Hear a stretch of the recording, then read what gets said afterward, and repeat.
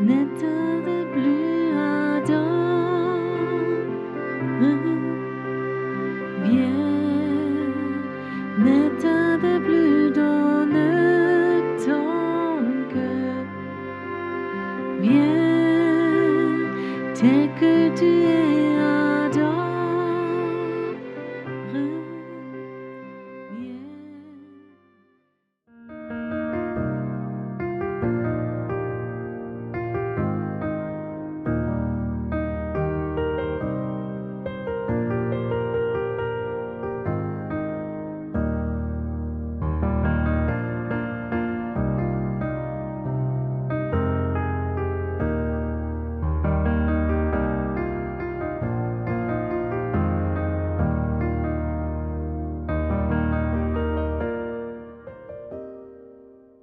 Liebe Freunde, Chers amis, bientôt Pâques, je veux vous faire un petit cadeau de Pâques ou vous transmettre un cadeau de Dieu. J'ai eu 2 courtes révélations que j'aimerais vous transmettre. J'aimerais vous lire un court verset biblique que vous avez entendu souvent dans les films, mais quand l'Esprit de Dieu il nous révèle de nouveau ces versets, j'aimerais vous lire donc de Luc 19. Là, il est écrit, lui, Jésus, il se rapprochait de la ville de Jérusalem, il pleurait et lui parlait. Aussi, si toi, tu avais reconnu, et même si dans ces jours, ce qui sert à ton repos, à ta paix, maintenant c'est caché à tes yeux. Des temps terribles vont venir. Le temple de ta ville, tes enfants seront détruits, des choses terribles. J'aimerais commencer avec la première révélation. À qui parle Jésus? Et il parle à une ville. Et la question, est-ce que nous avons le droit de parler à une ville? Nous sommes serviteurs de Jésus-Christ, messagers. Jésus nous a montré beaucoup de choses. Nous devons apprendre à les mettre en pratique. Jésus parle à une ville. Il a même parlé à un arbre, un figuier. Jésus a parlé à des montagnes. Tu peux parler à une montagne et elle va s'enlever. Jésus a parlé à la maladie. Jésus a fait beaucoup de choses. Il a parlé à la fièvre. La fièvre devait quitter. Jésus nous a montré les choses, nous a donné l'exemple et je crois qu'il veut qu'on le fasse aussi. Je crois que Dieu voudrait qu'on exprime des choses, entre guillemets, j'aimerais te dire toujours, guidé par le Saint-Esprit et par la foi. Ce que tu ne fais pas parfois, c'est un péché. Mais Dieu aimerait au travers de la parole te donner la foi, que tu ailles dans une nouvelle dimension, que tu apprennes à prier, à parler à une ville. J'ai 3 villes en Allemagne. Je les nomme que mes villes de prière où je vais pour prier. J'ai appris, quand je vais là, je prie, je parle à la ville. Et je dis ville de Mannheim ou Speyer, ville de Speyer. Et je dis à cette ville, écoute, le réveil va venir. Parfois, je dis le nom de la ville. Je dis, écoute, ville, tu n'appartiens pas à l'ennemi. Tu appartiens à Jésus-Christ. C'est la ville de Jésus-Christ.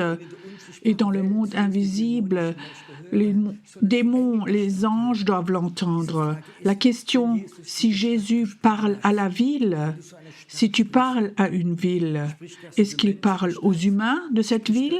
Est-ce qu'il parle à l'esprit ou cet esprit religieux qui contrôle toute la ville? C'est même pas important. Il parle à la ville.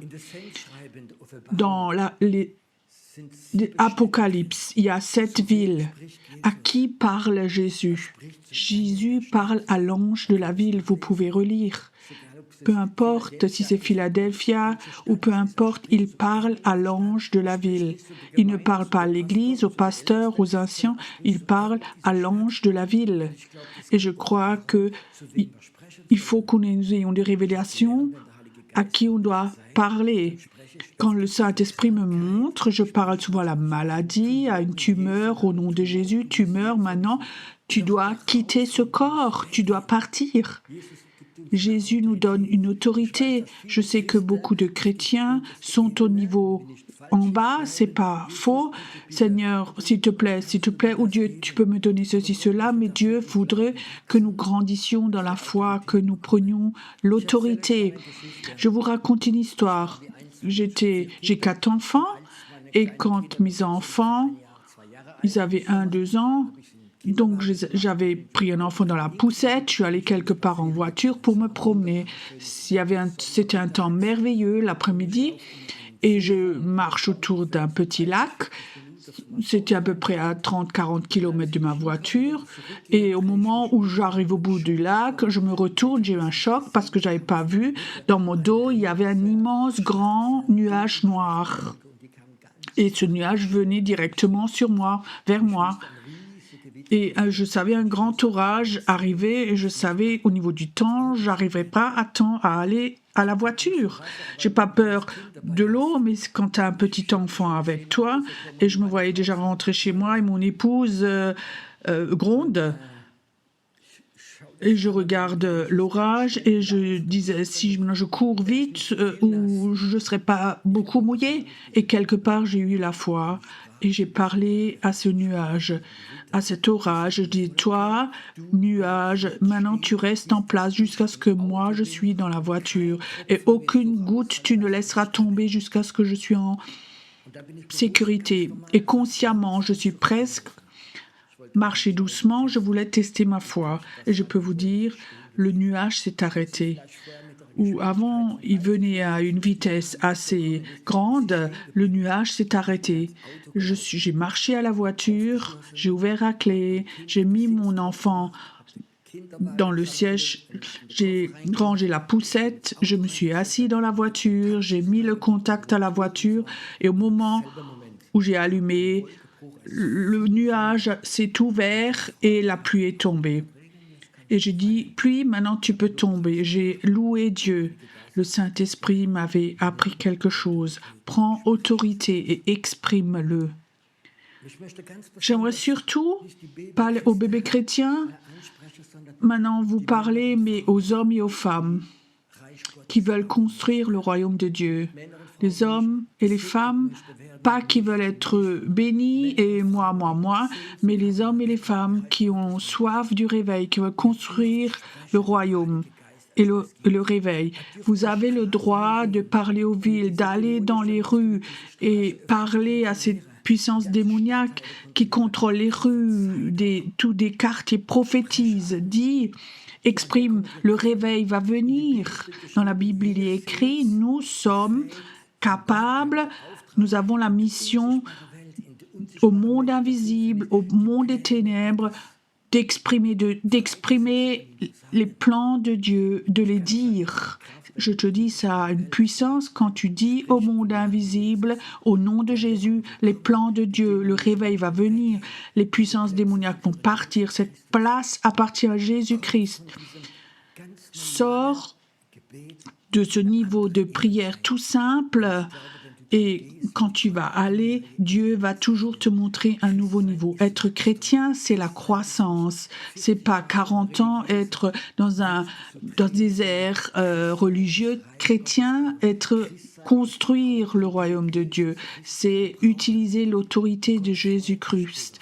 Et Dieu s'en réjouit. Apprends à exprimer quand les gens sont là et ils ont des dépressions, ils sont dans une fatigue profonde de dire dépression au nom de Jésus. Maintenant, vous partez de cette personne. J'ai appris quand je rentre dans des pièces, dans des endroits et je dis Seigneur, je viens dans cet endroit et tout ce qui n'est pas de toi, quitte maintenant. L'onction de ta prière, la puissance va être plus forte dans ce que toi, tu apprennes à aller à un niveau supérieur. Et dans le verset biblique, il y a une deuxième connaissance. Jésus dit, si tu avais reconnu toi, ville, à quel jour, dans quel temps, la grâce était là et la paix était là. Dieu ne serait pas venu, mais la ville de Jérusalem n'a pas reconnu les temps qu'aujourd'hui, quand Jésus exprime cela, que c'était le temps. Ils n'ont pas reconnu les temps. Des centaines d'années, ils ont attendu le Messie, et ils attendent encore aujourd'hui. Et le Messie est là, et regarde la ville, et la ville n'a pas reconnu. Et le jugement est venu. Et Jésus dit, c'est fini maintenant. Tu n'as pas reconnu les temps. Et je crois que c'est quelque chose de très important. Nous, en tant qu'enfants, nous devons reconnaître les temps. Il y a des temps qui sont limités, où Dieu donne un temps spécial pour faire quelque chose avec toi. Un temps spécial où les portes sont ouvertes, où Dieu voudrait que tu rentres. Et il y a un temps où les portes se referment. Si tu ne reconnais pas les temps dans ta vie, souvent tu tourneras en rond. Tu auras l'impression que Dieu t'a oublié, tu n'as plus de croissance. Je te donne un exemple. Imagine, tu es dans le culte, et il y a un bon pasteur, il prêche, et il a une onction tout d'un coup qui libère une onction de repentance. Et tu sens, beaucoup de gens vont devant, s'agenouillent, se repentent pour des péchés qu'ils ont reconnus. Et toi, tu es là, et tu sens cela, et tu penses, oui, il ne faut pas que j'aille devant, je n'ai pas besoin, je le fais ce soir chez moi, quand je rentre chez moi. Et alors tu rentres chez toi le soir. Peut-être tu regardes vite les informations, un film, ou avant que tu ailles au lit. Et après, tu voulais te repentir.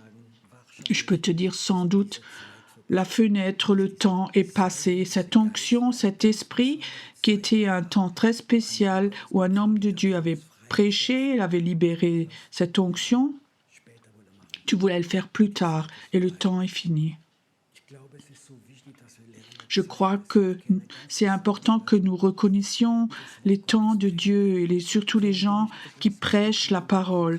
Ne prêche pas ce que tu as sur ton programme, mais qu'est-ce que toi tu as, Seigneur, comme temps maintenant. Seigneur, est-ce que tu veux maintenant donner la guérison pour les cœurs, pour les personnes brisées? Est-ce que tu as un temps où tu dois prophétiquement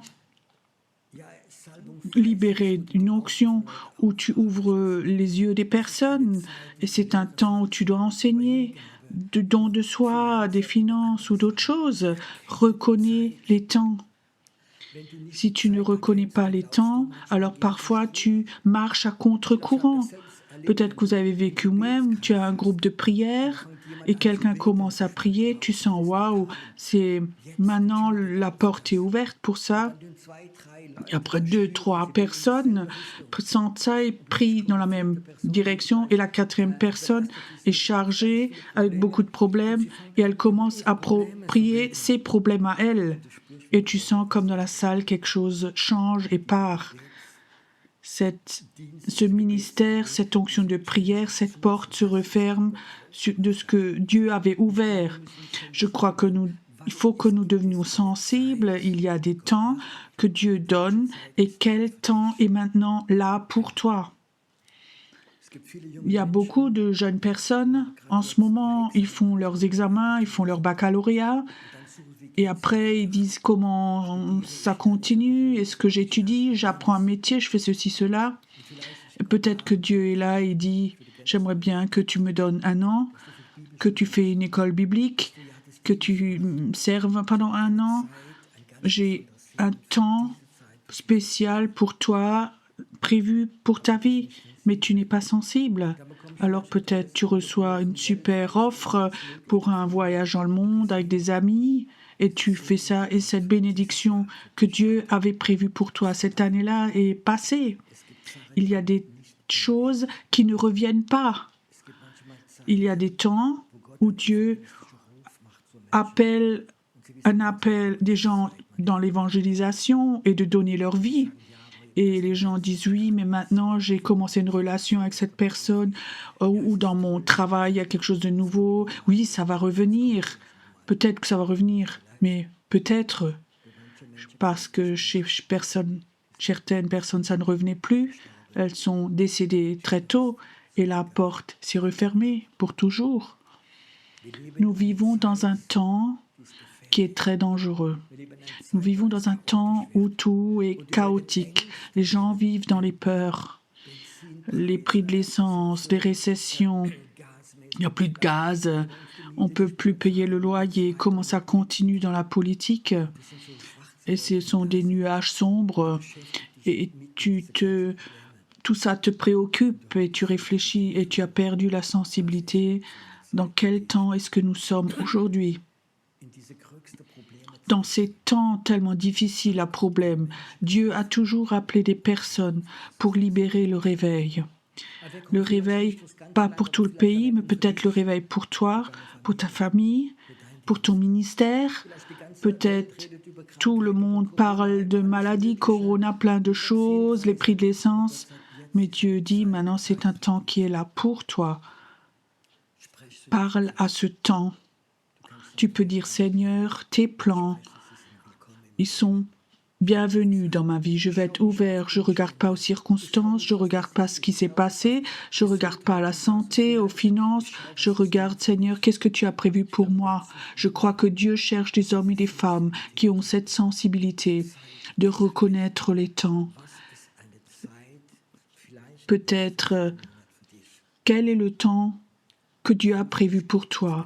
Est-ce que Dieu t'appelle à aller dans la prière? Est-ce que Dieu t'appelle à étudier certaines parties de la Bible?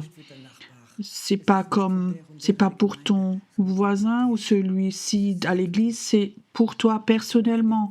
J'ai même vécu, quelqu'un était venu, m'avait offert un livre, et puis j'ai regardé, j'ai pas le temps, pas beaucoup de temps pour lire. Je disais, je pensais, je reçois beaucoup de livres.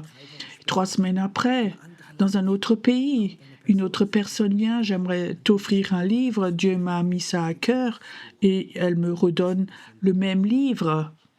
Et cette personne ne se connaissait pas. Et je savais, c'est de Dieu. J'étais insensible. J'ai lu le livre et c'était une telle bénédiction pour moi. J'ai même lu 2, 3 fois parce que Dieu m'avait parlé au travers de ce livre. Je crois que nous, de nos traditions, de notre quotidien, de nos problèmes, il faut sortir et que nous commencions à demander, est-ce que tu ouvres des portes?